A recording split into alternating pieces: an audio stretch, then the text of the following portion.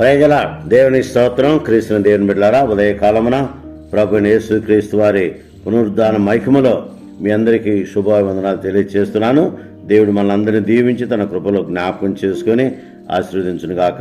ప్రభువుతో ప్రతిదినము అరుణోదయ దర్శనము, అనుదిన ఆశీర్వాదాలు, అనుదిన కృపావరాలు వాగ్దానం పొందుటకు, పునరుద్ధాన సందేశం వినుటకు దేవుడు మనకిచ్చిన గొప్ప ధన్యతను బట్టి దేవునికి మనము కృతజ్ఞతాస్తుతులు స్తోత్రాలు చెల్లిస్తున్నాం.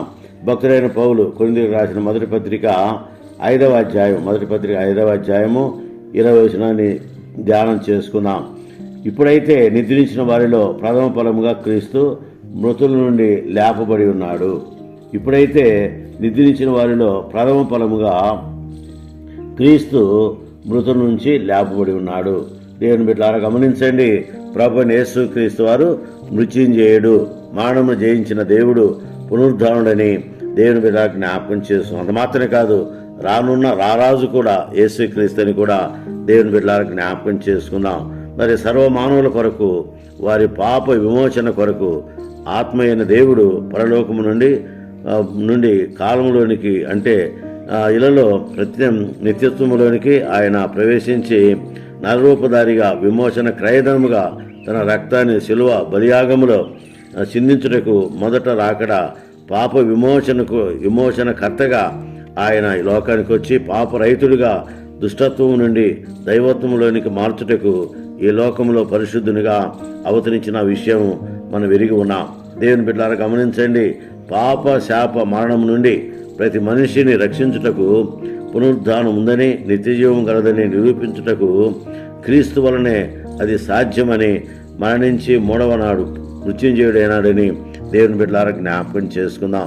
క్రీస్తును నమ్మిన ప్రతి మానవునికి నిత్య జీవము ఉందని నిరూపిస్తాడు. మొదటి కొరింథీ పత్రిక 15వ అధ్యాయం 20-23 గమనిస్తే, మరి అందులో అవతార పురుషునిగా జన్మించాడు, కానీ ఎవరు కూడా మరణాన్ని జయించలేరు. అనేకులు చనిపోయారు, అందరూ చనిపోయారు, సమాధి చేయబడారు, కానీ ప్రభువైన యేసుక్రీస్తు ఒక్కరే మరణము జయించి తిరిగి లేచినట్లుగా మనకు చరిత్ర తెలియచేస్తుంది. కనుక దేవుని బిడ్డ గమనించండి, అందరూ సమాధులైపోయారు, కానీ క్రీస్తు ద్వారా పాపము నుండి విమోచింపబడిన వారందరికీ పరిశుద్ధత కలుగుటే గాక అద్భుతమైన ఆనందకరమైన ఫలితము నిత్య జీవమని రోమాపత్రిక 6వ అధ్యాయము 22 నుంచి మనం చూస్తున్నాం. నిజమే దేవుని బిడ్డలారా, ప్రభువైన యేసుక్రీస్తు వారు మరణము జయించి తిరిగి లేచినట్లుగా దేవుని బిడ్డలారా జ్ఞాపకం చేసుకున్నాం. అందుకనే రాసిన పత్రిక మనం గమనిస్తే, మొదటి కొరింథీ పత్రిక 15వ అధ్యాయము 20 నుంచి మనం గమనిస్తే, మనుష్యుని ద్వారా మరణం వచ్చిన కనుక మనుషుని ద్వారానే మృతుల పునరుద్ధానం కలిగింది. ఆదాము వలన అందరూ ఎలాగూ మృతి పొందిస్తున్నారో అలాగనే క్రీస్తునందు అందరూ బ్రతికించబడుతురు. ఇది గొప్ప ధన్యతని దేవుని బిడ్డలారా జ్ఞాపకం చేసుకుందాం. ప్రతివాడును తన వరుసలోనే బ్రతికించబడుతురు. ప్రథమ ఫలము క్రీస్తే అని చూస్తున్నాం. నిజమే దేవుని బిడ్డలారా గమనించండి, మనందరినీ బ్రతికించుటకు ప్రభువైన యేసుక్రీస్తు వారు మరణము జయించి ఆయన మరణ విజేతగా, ఆయన మృత్యుంజయుడిగా తిరిగి లేచినట్లుగా దేవుని బిడ్డలారా జ్ఞాపకం చేసుకుందాం. అందుకనే క్రీస్తు ద్వారా పాపము నుండి విమోచించబడిన వారందరికీ పరిశుద్ధత కలుగుటే అద్భుతమైన ఆనందకరమైన ఫలితము నిత్య జీవమని దేవుని బిడ్డలారా జ్ఞాపకం చేసుకుందాం. కనుక ప్రభువైన యేసుక్రీస్తు వారు ప్రథమ ఫలముగా లేపబడ్డాడు.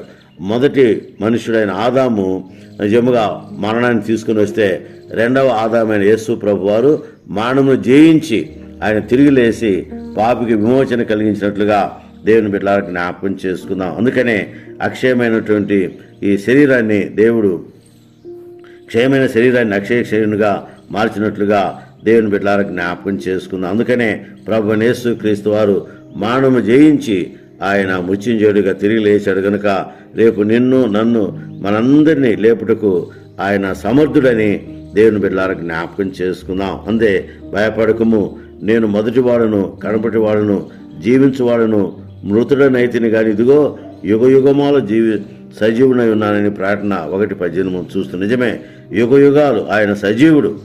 యేసు ప్రభు వారు సజీవుడని దేవుని బిడ్డలారా జ్ఞాపకం చేసుకుందాం. అందుకనే భయపడకము, నేను మొదటివాడును కడపటివాడును జీవించువాడును మృతుడనైతిని గాని ఇదిగో యుగయుగములు సజీవునై ఉన్నానని ప్రభు యొక్క వర్తమానం మనం వింటున్నాం. కనుక దేవుని బిడ్డలారా గమనించండి, ప్రభువైన యేసుక్రీస్తు వారు మరణము జయించి తిరిగి లేచాడు.